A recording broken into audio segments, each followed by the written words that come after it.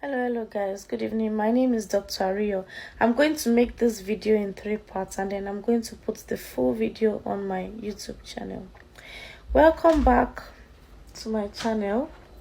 Tonight I'm going to be talking about what you can do to boost your application if you're applying for healthcare jobs in the UK as an overseas applicant.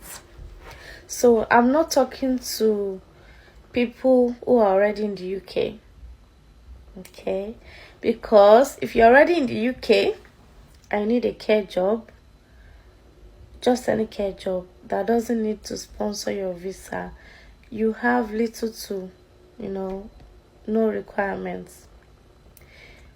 They'll just probably look at your GCSEs and see if you're proficient in the use of English language. If you are compassionate, you can take care of patients or clients, depending on the setting, whether it's domiciliary care or in the hospital.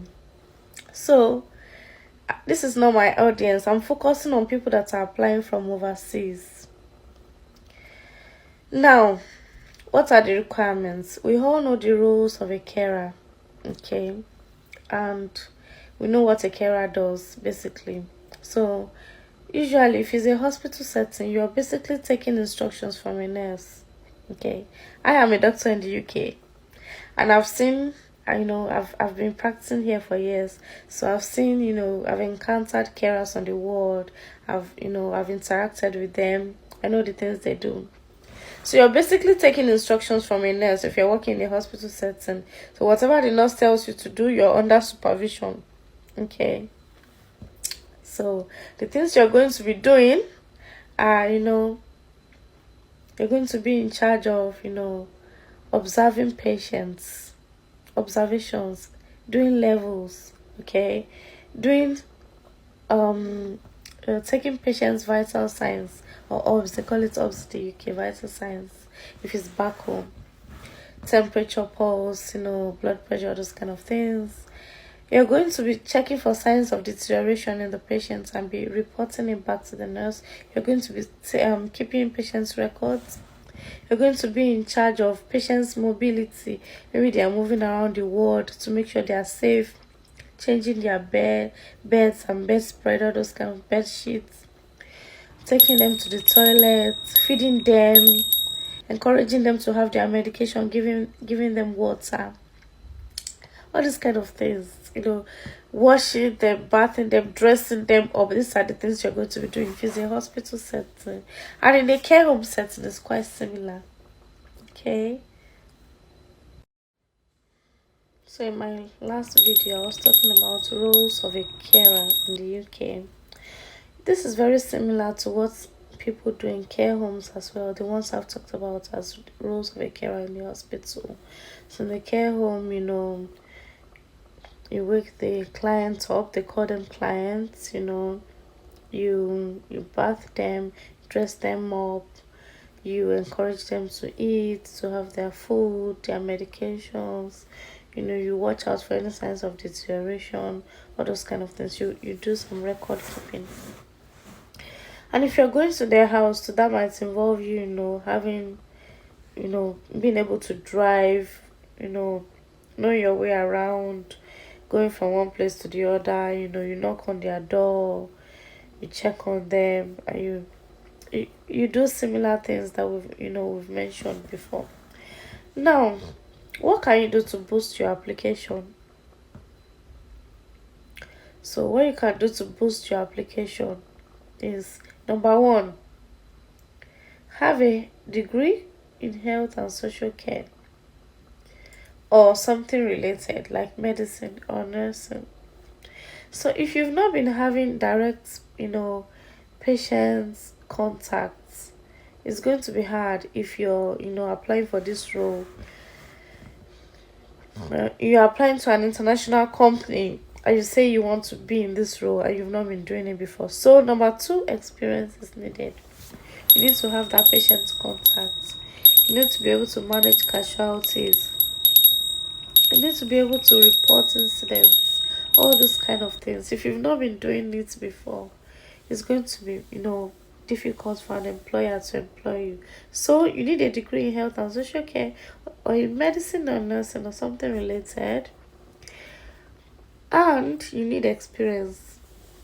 Now, what is the third thing that you need? You need to be doubly vaccinated against COVID. Yes, yes, yes. So I've said it several times on social media. I don't want to go into details again.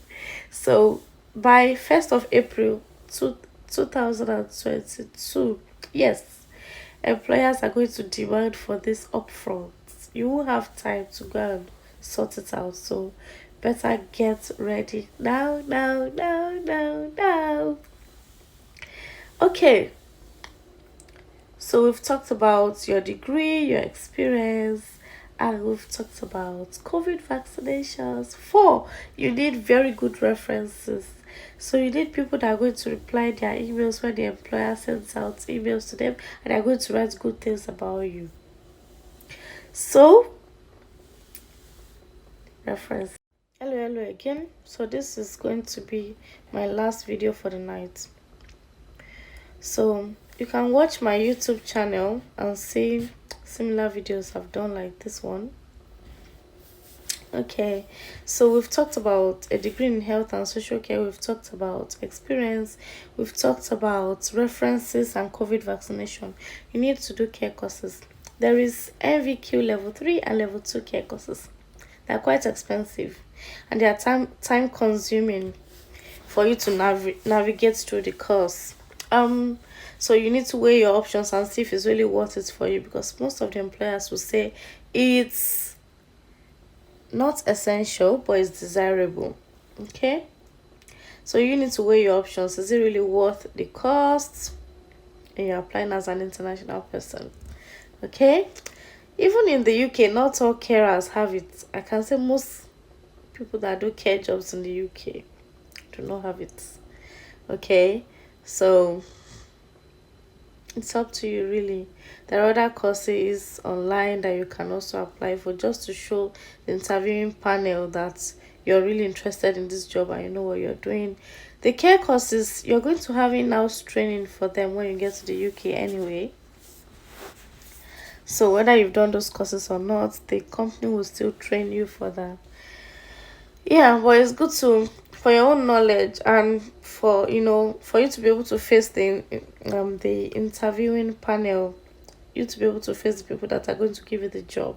It's good for you to know a bit of what the role entails and the things they do in the UK. Okay, so courses, um that's about it really. Once you have good references, you have good educational background, you already have a degree that is related, you've got experience, you're doubly vaccinated against COVID, IELTS will come after. You do not need IELTS to land the job. I've seen a lot of things online talking about having band 6.5 and above IELTS. I've not seen it in job adverts, so maybe something has changed, I don't know. What I know is that the IELTS, you need it for visa purposes only, not to land you the job. By the time you're doing IELTS already, you would have had a conditional offer. Okay, you're applying for your visa. Alright. Or a non-conditional offer, as the case may be, I don't know. The IELTS you need is UKVI General, and the band needed is about 4, which is not very high. It's not like the IELTS I did as a doctor to practice here. That was IELTS academic, so you don't need to worry. I've never seen anyone fail it. So watch more of my. Thank you for watching, guys. Please check out my other videos, subscribe. Thank